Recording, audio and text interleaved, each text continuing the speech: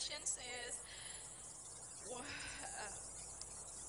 we, I really love Islam actually based on Jesus because I I was grew in the Catholic school, but a lot of things that is not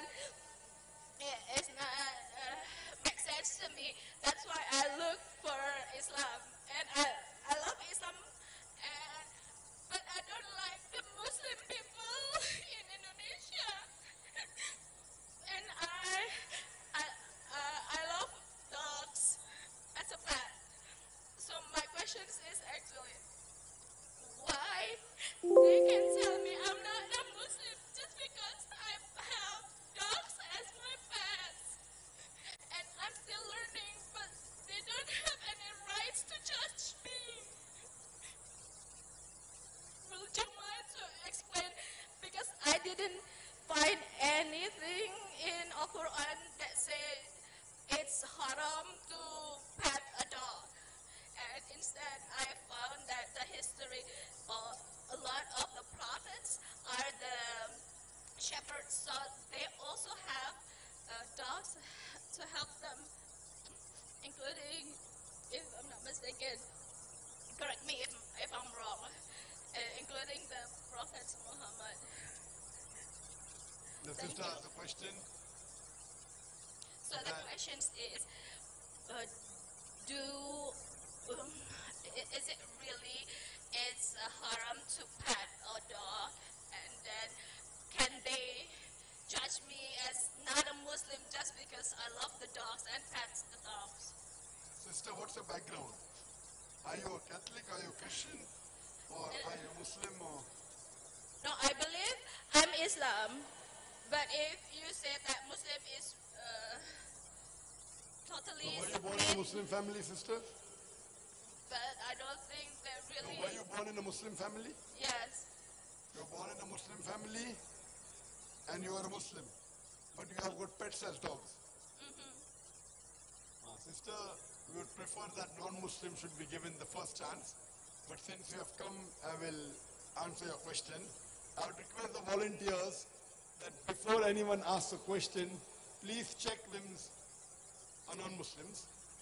I believe you're born in a Muslim family and you're a Muslim, correct? I believe I'm Muslim, but they say that I'm not Muslim. No, no. But you believe you're Muslim, correct? But Yes. just because you keep dogs as pets, and the prophets earlier kept dogs to take care of the sheep, of the cattle. So the other people say you're not a Muslim. Sister, in Islam, keeping dog is prohibited in your house as a pet. But keeping a dog for hunting is no problem. As a guarding your house, no problem. So what the prophets used to take dogs was to keep the flock of the cattle together, that is permitted. So if you use dog for hunting, it's allowed. To take care of the cattle, it's allowed. To keep a dog to guard your house outside is allowed. But in the house as pet, it is not prohibited. It is prohibited, sister. It is prohibited because the spit of the dog, it's unclean.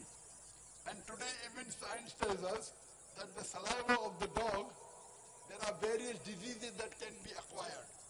And one of them is hydrophobia. Hydrophobia means fearing of water.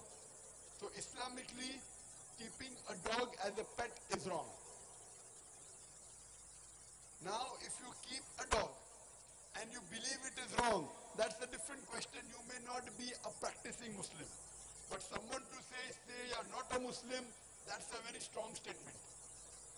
Just because one person doesn't follow some portion of the Quran or some portion of the Hadith, as long as you believe there is one God and you believe Prophet Muhammad is the messenger of God, as long as you don't do kufr, you cannot be called a non-Muslim, sister.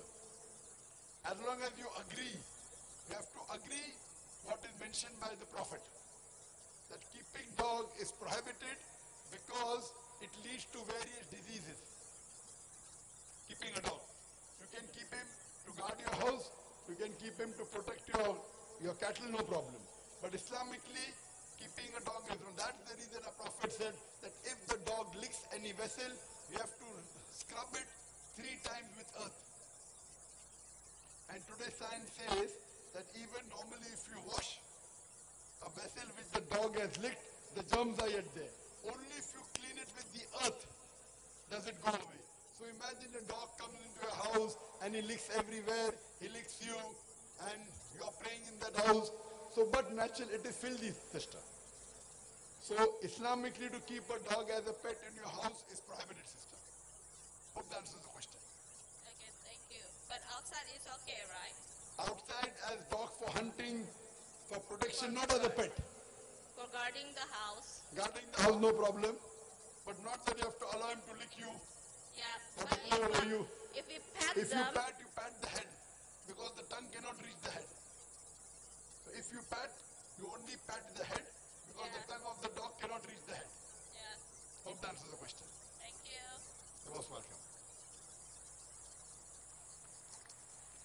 Since the time is running short, I would like to ask that are there any non-Muslim? How many non-Muslim would like to